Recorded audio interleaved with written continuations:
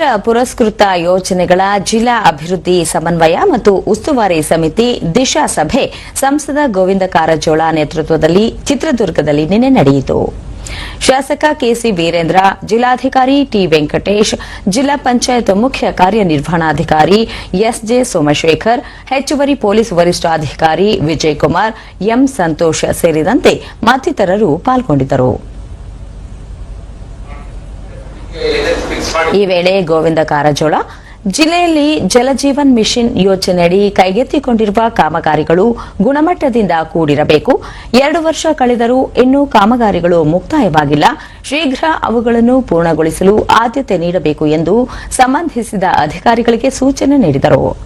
ಸರ್ಕಾರಿ ಪ್ರಾಥಮಿಕ ಮತ್ತು ಪ್ರೌಢಶಾಲೆಗಳ ದುರಸ್ತಿ ಕಾರ್ಯವನ್ನು 3 ತಿಂಗಳೊಳಗಾಗಿ ಪೂರ್ಣಗೊಳಿಸಬೇಕು.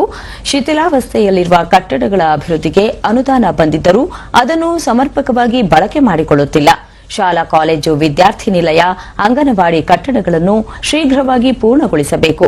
ಪ್ರಾಥಮಿಕ ಹಾಗೂ ಸಮುದಾಯ ಆರೋಗ್ಯ ಕೇಂದ್ರ, ಜಿಲ್ಲಾ ಮತ್ತು ತಾಲೂಕು ಆಸ್ಪತ್ರೆಗಳಲ್ಲಿ ತಜ್ಞ ವೈದ್ಯರ ನೇಮಕ ಸೇರಿದಂತೆ ಅಗತ್ಯ ಮೂಲಸೌಕರ್ಯ ಒದಗಿಸಲು ಕ್ರಮ ಕೈಗೊಳ್ಳಬೇಕು ಎಂದು ಹೇಳಿದರು.